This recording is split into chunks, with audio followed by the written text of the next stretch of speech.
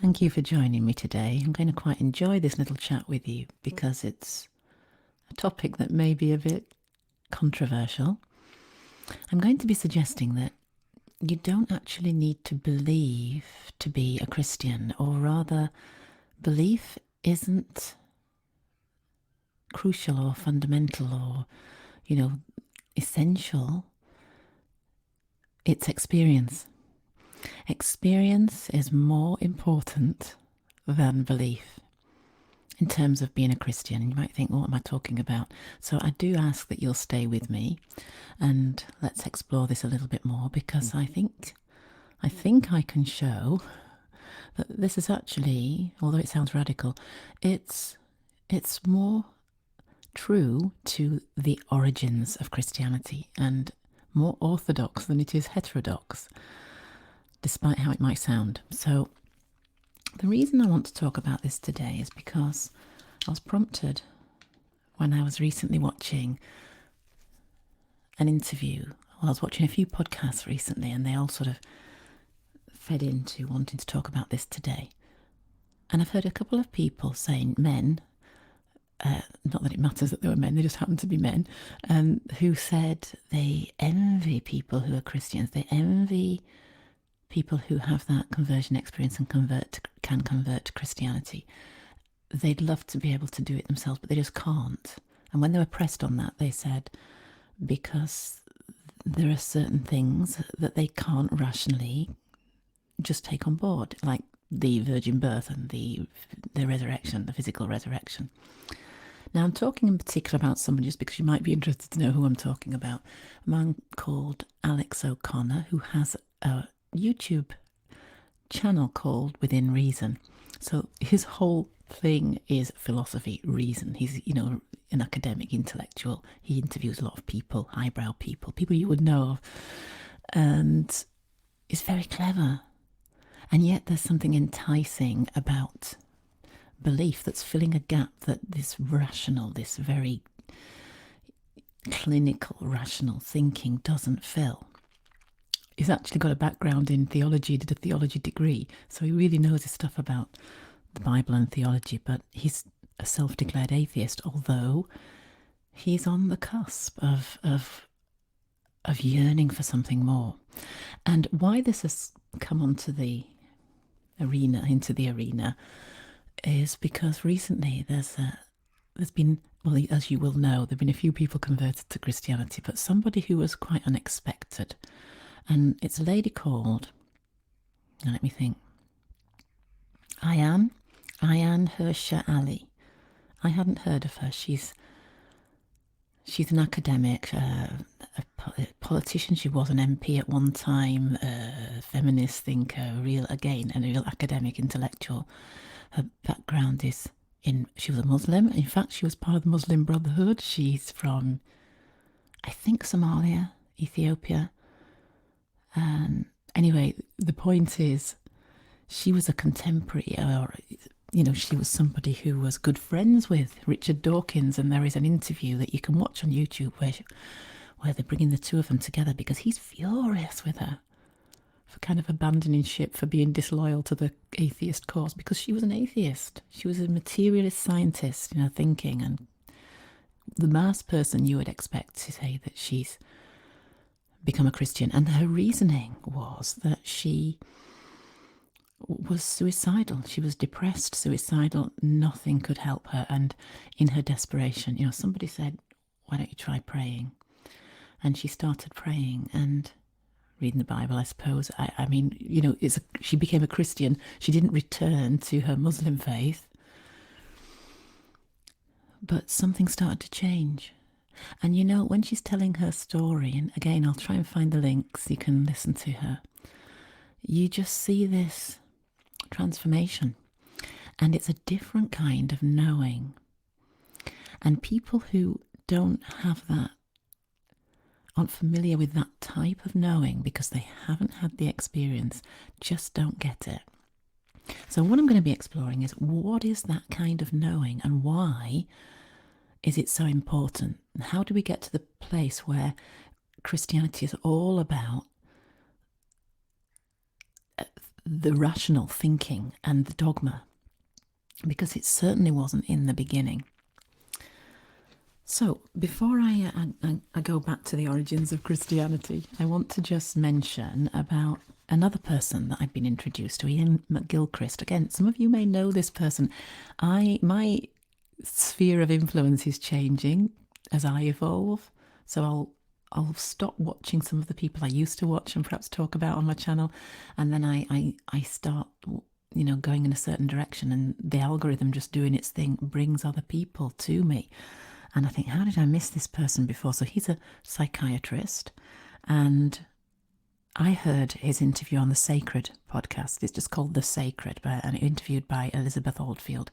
He wrote a book called The Matter with Things, and also a bestseller called The Master and His Emissary. It's all about the brain. He's a scientist, and he's looking at the left and the right side of the brain. So you may be familiar with, thinking that the left side of the brain is all the reasoning and rational stuff that we do, and the right side is all emotional and intuitive.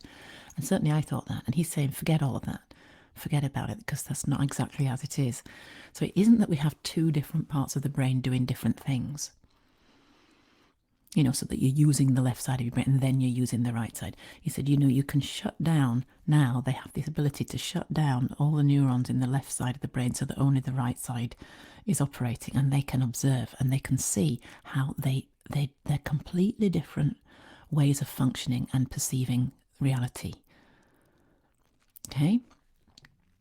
So this is quite interesting, and what he's saying is that the right side of the brain is actually what Jung might have called the unconscious, and the conscious is the left side of the brain. But the unconscious is like 99.4% of everything that we do. A lot of the, just the functioning of our body, and just decisions that we're making without knowing that we're using the unconscious mind. The conscious mind is more like the laser light that's really focused on a particular task. And it's exhausting. I'm just sort of hearing it's exhausting. It takes a lot of energy to be working that way, whereas actually the unconscious is there's a lot more ease and flow with the unconscious. But what he's saying is that matter, in his book, The Matter with Things, it's going really to this heart of how we perceive reality, and that matter doesn't really exist as we thought it did. So Newtonian science is really being displaced now with what we're understanding about matter and about perception and cognition, and if we look closely at matter, we'll never find it. We just keep going smaller and smaller and smaller, and there's just a lot of space. It's to do with relational, the relation between atoms. There's order there in the system. So the material, the primacy of matter, which is the old Newtonian model, thinks that consciousness somehow comes about later, like you have matter, like the biology and everything, and then suddenly human beings became conscious at some point in the evolutionary process.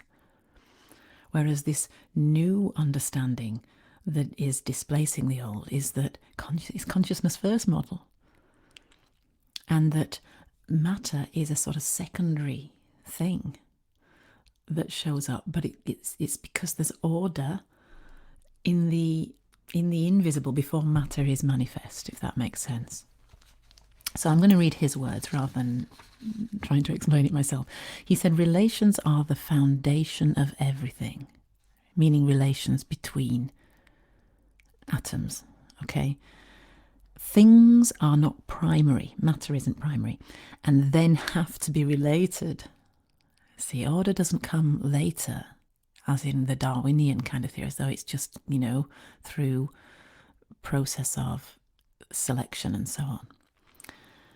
Relationships are primary, and then what we call things emerge from a network of relations. A network, it's all ordered.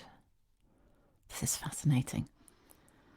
And so to come back to this left and right brain, he says how we use attention changes the world. How we use our attention changes the world. If you attend to the world with the left hemisphere, The world is full of things already known, certain, fixed, isolated, abstracted from context, disembodied, general in nature, quantifiable and inanimate. However, right hemisphere sees that nothing is entirely known fully, is never entirely certain fully. You see how this begins to tie into faith? Is never entirely separate fully, is connected broadly to everything else, is never fixed and sliced. It's always part of a seamless flow. It's never understood outside of its context because the context makes it what it is. In other words, it's relational, it's contextual. Our understanding of reality. It's always embodied, always unique, and it's non-categorized. Now, there's a lot there that's quite academic, but this just excited me when I read this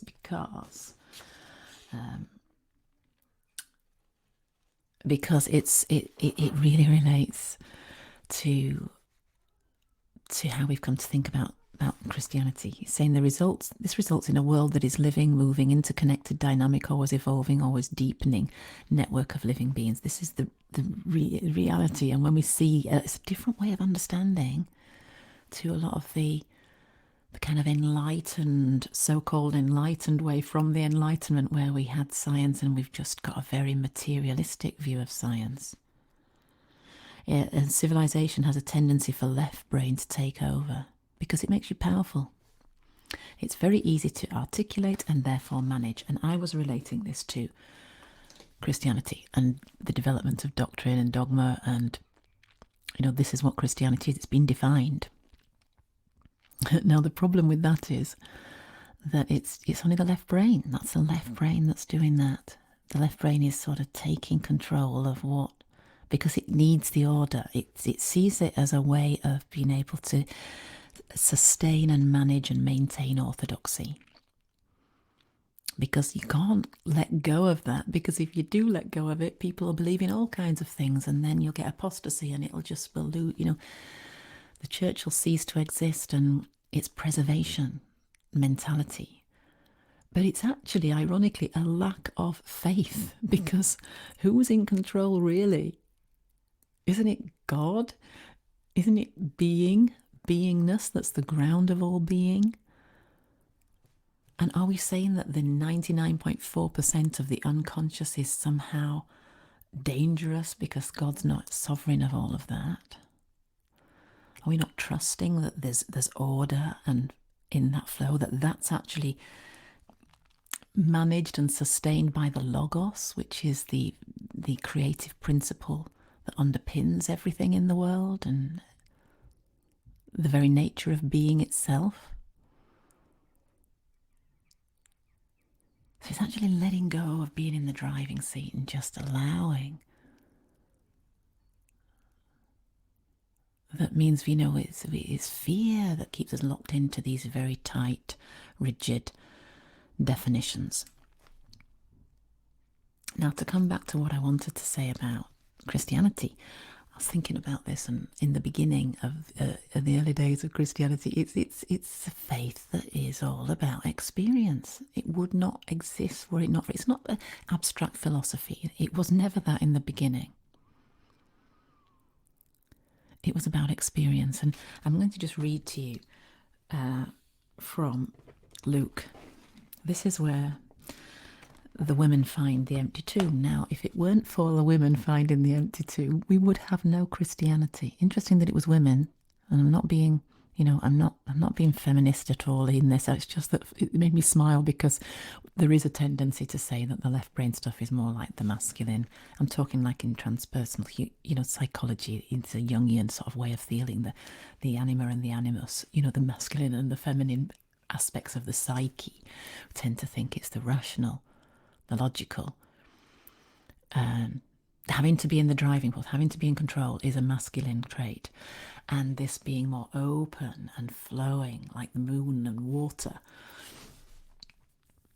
is more feminine, just receptive and open. And it was the women that had the first message, that proclamation. We've seen him, he's not there, he's alive. And it's let me just read to you. It mentions here, on the first day of the week, very early in the morning, the women took their spices they had prepared and went to the tomb. They found the stone rolled away. This is from Luke, I'm reading. But when they entered, they did not find the body of the Lord Jesus. While they were wondering about this, suddenly two men in clothes that gleamed like lightning stood beside them. In their fright, the women bowed down with their faces to the ground. But the men said to them, "Why do you look for the living among the dead? He is no longer here, for he is risen. Remember how he told you while he was still with you in Galilee, the Son of Man must be delivered into the hands of sinful men, be crucified, and on the third day be raised again." They remembered these words. When they came back from the tomb, they told all these things to the 11 and to the others. It was Mary Magdalene, Joanna, Mary the mother of James, and the others with them who told this to the apostles. So there were a number of women. But they did not believe. They did not believe the women because their words seemed to them like nonsense. Peter, however, got up and ran to the tomb. Bending down he saw the strips of linen lying by themselves and went away, wondering to himself what had happened. So his worldview, his way of understanding was shaken, you see. But interesting, they didn't believe. They didn't believe because it was a different way of understanding. It turned their mind, the rational, what we expect, upside down. I was thinking about how in the physical we have the five senses, but there is more to understanding than simply the five senses. We know this in the animal kingdom. We know of other animals that have, like dogs, and they can hear things that we are not able to hear because of the limitations of the body, the biology of the body, and the mechanics of being in the body. So for us to just assume that all that is real and exists is what we can see, and also see and hear and perceive with the five senses, but also to think that truth can only be within our ability to reason,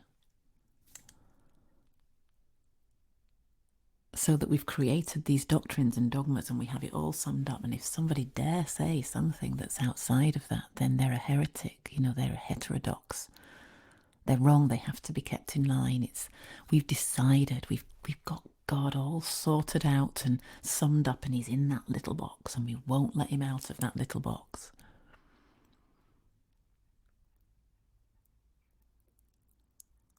But Christianity in the beginning wasn't anything to do with what you had to believe. It wasn't about a list of catechism, in your catechism, or a list, I believe. Like you had to read through them all and then think, can I tick the box, like terms and conditions of the contract? And this is how some people are thinking that it has to be when you become a Christian or not. It wasn't like that in the beginning. It was relational. It was about an experience and a knowing, because you would not doubt your experience. And that's how it exactly was for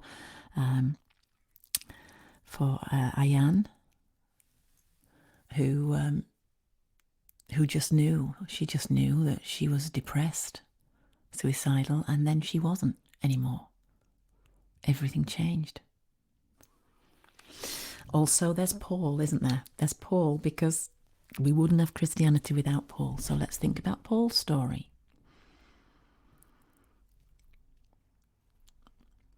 All about experience. And the thing with Paul is that his experience wasn't even of the Jesus of Nazareth. He never knew or met the Jesus of Nazareth. It was with the risen Christ. So he's on the road to Damascus. He was only doing his duties as a Pharisee, going to oversee the persecution of the Christians, because he was really religious. He would be the one that was saying we can't have this heterodoxy.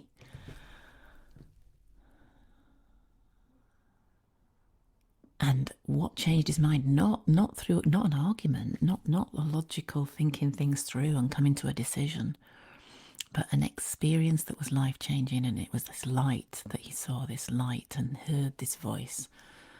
Why are you persecuting me? And yet he knew this me was something deep within his being, because it wasn't someone outside him stood there. He didn't see or know or ever meet the human being Jesus in the flesh. You see?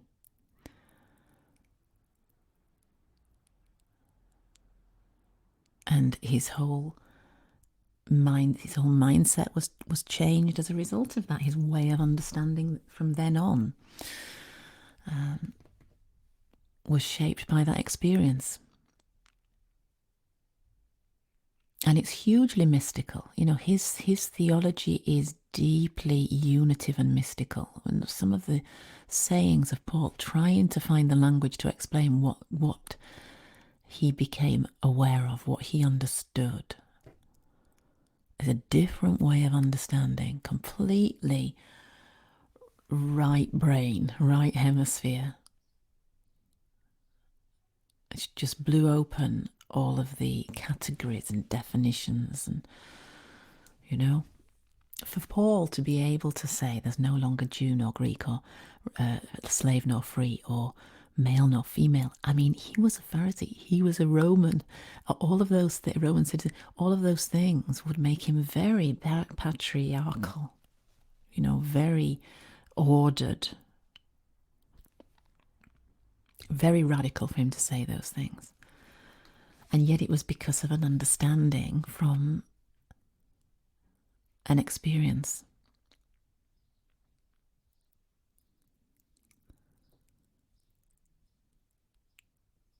So I just felt I wanted to share that today. Oh, and I will, talking of Paul, I did want to just read here. I'm going to Corinthians now. He's saying, where is the wise man? Oh no, I'm just going out. My eye has just fallen on this. Christ, and is Christ the wisdom and power of God. For the message of the cross is foolishness to those who are perishing. But to us who are being saved, it is the power of God. He's contrasting that it's foolish to some who don't have this understanding, being saved, being healed, being enlightened, coming into a new way of understanding, a new way of being. Where is the wise man? Where is the scholar? Where is the philosopher of this age? Has God not made foolish the wisdom of the world? For since in the wisdom of God the world through its wisdom did not know him, God was pleased through the foolishness of what was preached to save those who believe. I think, this reminds me of Richard Dawkins. If you watch the interview, they get Richard Dawkins and Iain in the same room, and he is absolutely furious with her, and he just diminishes. He's like, how can you possibly believe that? And she's trying to talk about her experience, and he's dismissing it as subjective and sentimental because he's rigidly in that left brain, just cannot cross over. And she just has this grace. It's almost like there's no sense of wanting to convince him. There's no arguing. She just is.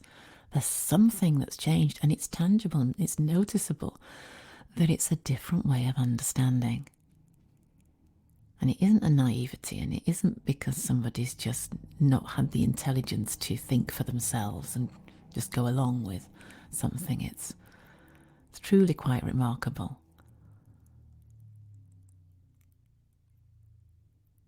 So my thought for today is, if that's holding you back, if you want to know an experience, It is about doing it. And one of those things that that was said, that Iain McGilchrist said, was embodiment. The right side is flow and embodiment. It's in the doing that one will have the experience. In the actual just doing it. So if just like with Iain, as I said to her, somebody suggested that she prayed, she thought had nothing else to lose, so she started doing it. Somebody else wrote something I was reading recently about the Ho'oponopono. And Jill, I know you'll be watching, and you've talked to me about the Ho'oponopono, that when you just do it, if you ask what is Ho'oponopono, you just say the prayer. I'm sorry, please forgive me, I love you, thank you. You do it as a mantra and you just keep saying it. You think, well, that's nothing. What are those words? What do they even mean? How can that change anything? It's foolishness and nonsense to the worldly wisdom. That's what we've just read. To the thinking of the way the world thinks. But in the doing of it, things start to change. So actually, the practice is powerful. And it almost is like the catalyst. It just starts something in motion. And so I would say just do it. Start to explore this openness. And the way to do that is to be embodied. And Christianity, what it has that other faiths don't have, that it's not about philosophy, it's not all in the head. It's sinking down into the body. It's very embodied. That's why, Christianity has incarnation at the heart of it. God is in the flesh, in the actual body. The body is the temple of the divine. And this means that once we get comfortable tuning into the body as a consciousness from the heart as where the eye of perception is, we start to open up to these other ways of knowing, and these senses that go beyond the five senses. So the sixth senses, the telepathy, and just this awareness of the subtle senses will start to develop. So that even as you're listening, we talk about truth tingles, and I get truth tingles sometimes I'm saying something or I'm listening to something. Your body just tells you this is true. You might just feel some sort of frisson. And you start to inhabit and become aware of this, the soul or the organism of your being as a sort of light body. And this will bring us on to talking about the resurrection body and what it actually is. And then how we understand the bodily resurrection. And we don't have to dismiss, we don't have to think that somehow we're talking about the body in the ground suddenly, like zombie, day of the apocalypse sort of thing. We don't mean that. We're not talking about that. There is a theological way of understanding that has its own logic and reasoning, but it just goes far beyond the confines of what we might be used to. Mystical thinking just opens up so much more awareness, and essentially awareness of unity, of interconnectedness, all those things that I read. So I hope that this has inspired you in some way. And if you've got questions or comments, please let me know and tell me about your experiences, or but if you feel a calling, I think this is what I'd want to urge you. If you feel a calling, just follow it. Just follow it and see where it leads. Don't let conceptual cognitive dissonance around doctrine and dogma be an obstacle to having this mystical encounter with the risen Christ, the Logos, for yourself. Well, thanks for watching, and catch you again next time. All my love. Bye for now.